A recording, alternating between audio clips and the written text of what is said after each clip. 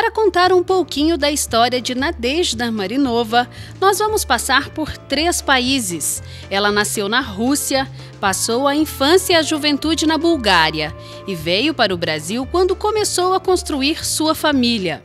Então, eu nasci na cidade de, em russo, né, Arkhangelsk, que fica bem no norte, na parte europeia da Rússia. Porque, né, a Rússia tem parte europeia e tem parte asiática, que é a maior parte, na verdade, da Rússia.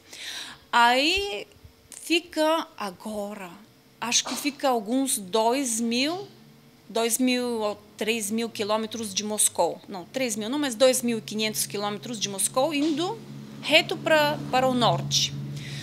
Aí eu nasci lá, minha mãe é russa, né? Russa, assim, 100%. Pais, avós, bisavós, tataravós. O meu pai foi trabalhar lá. Naquela época, era uma época que quando precisavam de muita mão de obra, aí muitos búlgaros iam trabalhar lá. Aí lá se conheceram, se casaram, eu nasci e assim. Aí depois, algum tempo, quando acabou o contrato, eu tinha mais ou menos 1 ano, aí eles mudaram para a Bulgária. Mas assim, de nascença, né, de nacionalidade, eu sou russa. Só que falo russo, mas não é com aquela fluência, assim, né? Mas eu leio, escrevo, tudo, posso dizer. Mesmo morando na Bulgária, ela nunca perdeu o contato com a Rússia. Sempre ia visitar os avós e os outros familiares naquele país. De acordo com Nadezhda, antigamente a Rússia e a Bulgária possuíam uma ligação muito forte. Naquela época, durante o comunismo, né, passavam muitos filmes russos. Muitos filmes, eu posso dizer, todo dia, né? Até na sexta-feira, às 9 horas, horário da Bulgária, passava o Jornal Nacional direto de Moscou. Então, notícias russas, né? 100%. A maioria dos desenhos eram russos, então você cresce assim, quase como se estivesse na Rússia. Não tanto, mas, né, com bastante ligação com o país. E a minha professora de russo também era russa, na escola, então tinha, né, muitas. Na Bulgária, conheceu o seu marido, que é brasileiro, quando trabalhava em uma multinacional de louças sanitárias. Lá teve sua primeira filha, a Lídia, hoje com 16 anos. No Brasil nasceram os outros 2, Lucas e Lia. Ela e sua família já residiram em Andradas em anos anteriores. Foram para outras cidades e retornaram em 2015. O seu marido hoje desempenha função em uma indústria de louça sanitária. Muito simpática, Nadezhda nos contou sobre algumas curiosidades do país da Copa. Mostrou alguns objetos que guarda com carinho, todos presentes da família russa, como este prato pintado à mão, um saleiro e este porta-copos. Agora, esses copos de metal se usam como suporte, onde você coloca um copo de vidro para tomar o seu chá, para não se queimar segurando o copo, né? Você segura a parte de metal que se chama podstakanchiki e servem para tomar chá em algumas áreas na Rússia. Hoje nem todo mundo, é mais como souvenir que se vende hoje em dia, não é tão usado assim. E claro, o símbolo mais famoso da Rússia, a matrioska.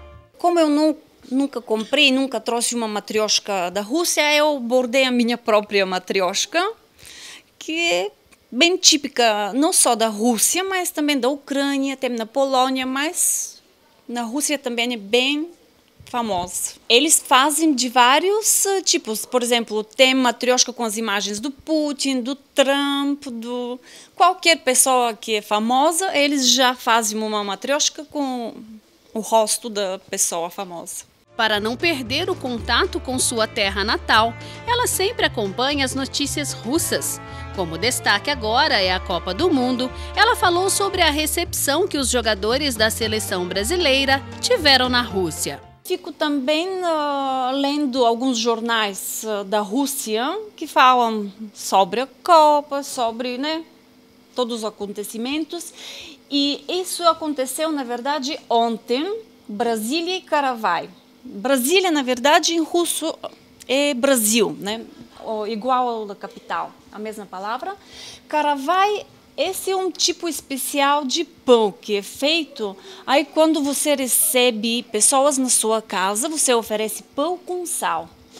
E aqui está escrito 11 de junho, na Rússia chegou um dos importantes favoritos do campeonato do mundo, né? A seleção brasileira, onde eles vão, a base, né? A base para treinamentos será isso é Yugosul, né? Sul Esporte, na cidade de Sochi. Isso fica na praia, uma das melhores cidades na Rússia. A tradição receber as visitas com pão e sal, que tanto alegrou a seleção do Portugal, alguns dias antes, foi oferecida e na ocasião da chegada dos sul-americanos. Como os russos sabem muito bem que a seleção não é das melhores, na verdade eles fizeram uma enquete, né, pela internet, qual seria o que será escrito no ônibus. Pelo visto, cada ônibus de cada seleção tem que ter um tipo mótule, como que se chama a palavra, né? E deram 3 opções para os russos para votarem. A primeira é com todos os corações e todo o país seguindo atrás do sonho. O segundo é joguem com corações abertos. E a terceira é os ursos russos estão se movendo ou estão indo para a vitória. Só que como os russos sabem como é a seleção, essa é a ideia deles, né, sobre a seleção russa, como ursos russos indo na direção da vitória. Bem lentamente, sim. Ela, como a maioria dos russos, tem como esporte favorito o hóquei. Putin disse que mais ama o hóquei, mas respeita e o futebol. Porque todo mundo cresce, ali você tem mais frio em algumas áreas na Rússia, né, do que calor. Quando tem neve, gelo, e as crianças saem fora para jogar hóquei, né, não futebol. E por isso é mais assim, é um esporte preferido. Até eu, quando passo na televisão os campeonatos do mundo de hóquei, eu assisto, né? Parece que é uma coisa de sangue, não sei. Eu também curto bastante o hóquei. E não é que Nadezhda preparou 2 pratos da culinária russa para nos apresentar? Ambos para serem apreciados com chá. Esse meio doce, meio salgado, assim se chama bublik. É o tipo um pãozinho tem que ter o buraquinho no meio, que é muito importante, tem que ter, né? E isto é bem típico na Rússia para ser comido na hora do chá. Quando você toma chá, aí você oferece para suas visitas, até em casa mesmo.